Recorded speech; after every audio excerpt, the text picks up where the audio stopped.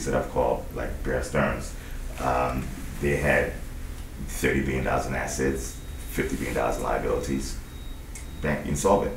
So it's just a matter of time. You can take a look at the cash flow statements, see when they start running out of money. But now it's difficult because through regulatory capture, which is a term that basically describes government entities that are captured or paid for by those who they regulate, hence there's no true regulation. Through regulatory capture, you have financial entities that are able to kick the can down the road ad nauseum because there's no way to stop them from kicking. So the governments and the regulatory bodies are probably not going to stop it, but the markets eventually will, because greed, in some cases greed is good. When somebody needs their money and if they think they're not going to get the money, they start basically becoming very, very selfish. Countries start becoming very, very nationalistic, such as Greece. If you've been following the news, GPAP, as they call him, who's the Prime Minister of Greece, has decided to put the Greek bailout up for referendum versus just saying, they're going to go for it. He says he's doing it because he needs more political support, but what he's doing is he's basically telling everybody else, if you don't give us more of what we want, we won't take the bailout and we'll set the chain reaction off. When did this ploy start with him? Well, it probably, if he was smart, it probably started last year. Well, did he sell his people out?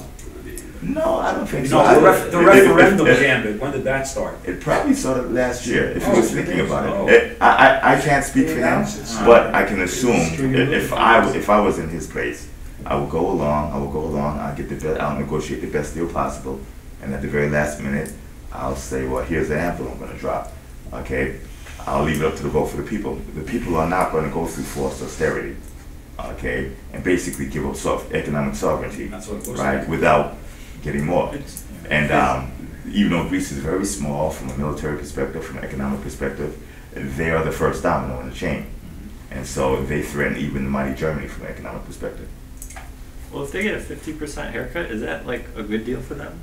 It's a horrible deal for them. A 15% haircut leaves them at about 155% GDP, which is still unsustainable, and they're going to be back to where they were before. They started at 21%. First, there was no haircuts. I'll be right with you. They started at no haircuts, which this time last year I made it very clear Greece was guaranteed to default. I calculated a minimum of 34% haircut down to 60%. The market is practically pricing at about 65%. And their banks agreed to take 21% and then 50%. And now they're putting 50% up for referendum. According to the IMF, who's always been overly optimistic, 75% would be needed. In order to be sustainable, debt to GDP should be somewhere around 80%. At 50% haircut, they have a debt to GDP 120%, which is still unsustainable. That means you have 120% of your debt for $1.20 of debt for every dollar of money that you make every year. That's, you're just going back to the, you're going to go back to the drawing board, this time next week, if not before then. Well, go ahead. But I just want to give her a turn. I'll come back to you.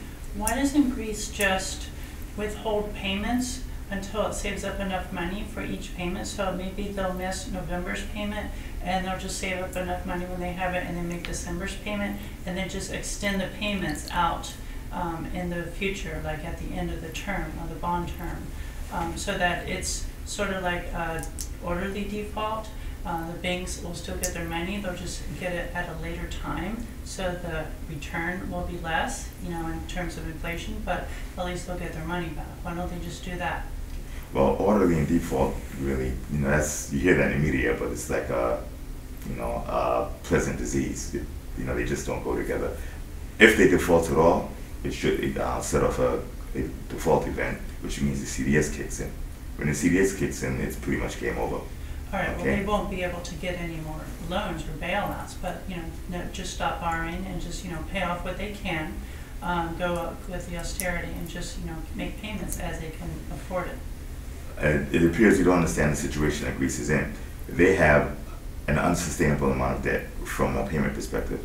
They have too much debt to be paid off. It will never get paid off. So the only way for them to move forward is to have the debt eliminated. Happen to assets that the debt secures, is there any way for them to give them up or relinquish them, or? Then they give up their sovereignty, basically. Okay. So you have more debts than assets, more likely. So if you do that, they'd sell Greece basically. So pieces of Yeah. real estate, other things that are part of Greece would be owned by other countries. You can do that, and they'd still owe debt. Right. And the Greek people would not go for it. It would probably be either economic or even military war before that. So if I was a Greek, personally, maybe I'm a little more aggressive than the average, but it wouldn't happen that way if I had any say so. So it's just years and years of leveraging and mismanaging it, just going over.